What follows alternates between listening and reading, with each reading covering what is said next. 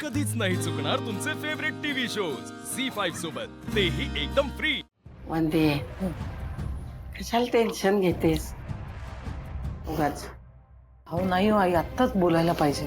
अगं बरोबर आहे, बोलायला पाहिजे, पण जरा तिला बरं वाटतो ते की, हा मग बोलूया।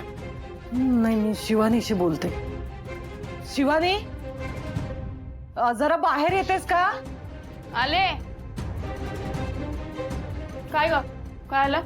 आणि आई वरण भात लावलाय आशूसाठी, म्हणजे ते खाल्ल्यानंतर त्याला बरं वाटेल बघ। हा तेच। पण तुम्ही असे का बसत, काय झालं? काही नाही ग, अगं ये ना, बस जरा बोलायचं होतं। अगं ये। काय झालं? कसं आहे ना शिवानी, जावई बापू तुझ्या स्वाभिमानासाठी ते घर सोडून इथे आले, या गोष्टीचा आम्हाला अभिमानच आहे का? पण असं करताना त्यांनी फक्त तुझा विचार केला, त्यांनी स्वतःचा विचार केला नाही। पुढे काय अडीअडचणी वाढवून ठेवल्यात याचाही विचार केला नाही, आणि आता तर ते इथेच राहत आहेत। म्हणजे काय म्हणायचं काय तुला? म्हणजे शिवानी, कसं आहे ना, जावई बापूंनी असं वस्तीत राहणं बरोबर नाहीये ग। नाही म्हणजे मला मान्य आहे की त्यांना आयुष्यात काहीतरी करून दाखवायचंय, स्वतःच्या पायावर उभं राहायचंय, पण वस्तीत राहणं त्यांना शक्य नाहीये ग। कारण ते जर असे वस्तीत राहिले ना तर ते सारखे आजारी पडत राहतील, आणि हे त्यांच्यासाठी चांगलं नाहीये। आणि शिवानी, देव ना प्रत्येकासाठी काही ना काही ठरवत असतो, म्हणजे त्यांनी ठरवून ठेवलेलं असतं, पण हे आत्ता जे घडतंय ना ते त्या सगळ्याच्या विरोधात घडतंय।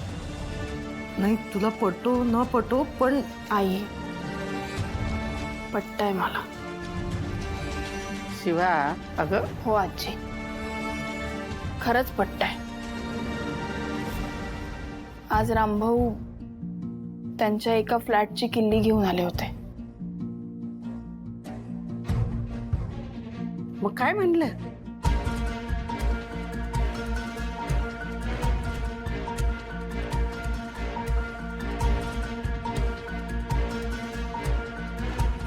अगं मग चांगलंच आहे की। खरं तर चांगलंच आहे, पण जावई बापूंचं काय? मला तेच कळत नाहीये की मी म्हणजे सांगू कसं त्याला। शिवा, तुलाच माहिती त्याच्याशी कसं बोलायचं, पण आता हेच योग्य आहे। ऍटलीस्ट आशूला त्रास नाही होणार ना? बरोबर आहे, मला बोलायचं तर आहे। मी आता वरण भात देते, म्हणजे जेवायला देते त्याला, मग तेव्हा बोलून बघते।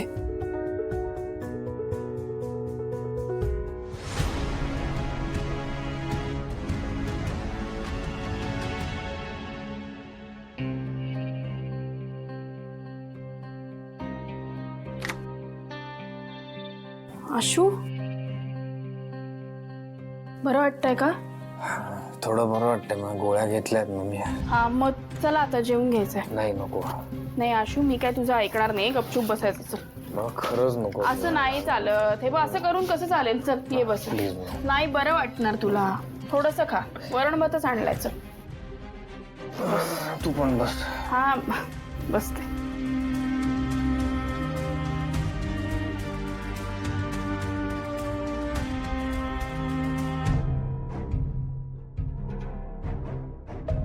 आशू, मला जरा तुझ्याशी बोलायचं आहे। बोल ना। नाही ते एवढ्यावरच नॉर्मल झालं ते बरं झालं, जास्त त्रास नाही झाला तुला। आशू ना, हा प्रॉब्लेम आहे तुझा, म्हणजे जरा हवा बदलली ना की तुला लगेच त्रास होतो। होईल सवय। आशू हे बघ, सवय होईल तेव्हा होईल ना, पण तुला त्रास नको व्हायला, म्हणून माझं असं म्हणणं आहे की तू गॅरेजमध्ये नको राहू। एक मिनिट शिवाय, बघ मी हा डिसिजन घेतला, त्यावर तू म्हटलीस की आपण गॅरेजमध्ये राहू। आता आता गॅरेजमधनं आपण राहतोय, तर तुझं असं म्हणणं आहे की गॅरेजमध्ये नको राहायला? तुझ्याकडे काही ऑप्शन आहे का दुसरा? हो आहे ऑप्शन। काय ऑप्शन आहे? आज भाऊ आले होते, त्यांनी एक ऑप्शन दिला। काय? त्यांनी तुमच्याच एका फ्लॅटच्या किल्ल्या दिल्या. मग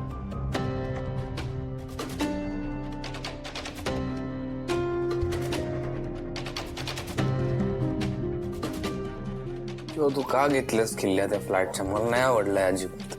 आशू, अरे तू आजारी पडलास, इथल्या खाण्यामुळे पाण्यामुळे तुला त्रास झाला, हे मलाही नाही आवडत. अगं फक्त पोट बिघडलंय माझं, तर तू किल्ल्या घेतल्यास त्यांच्याकडनं? आशू, मी भाऊंशी खोटं बोलले आज. तू विचार कर, त्यांना जर हे सगळं कळलं असतं तर काय वाटलं असतं? वाईटच वाटलं असतं ना त्यांना. आणि मला आता वाटतंय तसं काय? मलाही वाईटच वाटतंय. हे बघ, आपण ना त्या फ्लॅट मध्ये राहायला जाऊया, जितकं जमेल आपल्याला जेवढे पैसे लागतील तेवढ्याच गोष्टी घेऊया आणि तिथे छान राहूया ना. काय उपयोग मग या सगळ्याचा? तुला काय वाटतं शिवा, मला या फ्लॅट बद्दल माहित नसेल? मी तुला अजून 4 प्रॉपर्टी सांगतो ज्या माझ्या नावावर आहेत आणि रिकाम्या पडल्यात. मी का नाही गेलो तिथे राहायला? कारण मला एक काहीतरी पॉइंट प्रूव्ह करून दाखवायचं आहे, बरोबर? मी इथेही राहायला नकार दिला तुझ्या घरी. आशू, तेही आपलेच आहेत ना, आणि ते आपल्यासाठीच गोष्टी करतायत. सीताईंची काळजी बरोबर आहे. आपल्या मुलासाठी का नाही तिला वाटणार काही? हे बघ, आपण समजून घेऊन वागूया ना.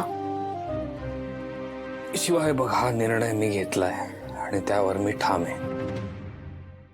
बस, मला या विषयावर पुढे अजून बोलायचं नाही आणि मी अजून इथनं कुठेही जाणार नाही. ठीक आहे, तू चिडू नको, तू शांतपणे जेव. मी चिडलो नाही. आपण उद्या बोलू. हा, आराम कर.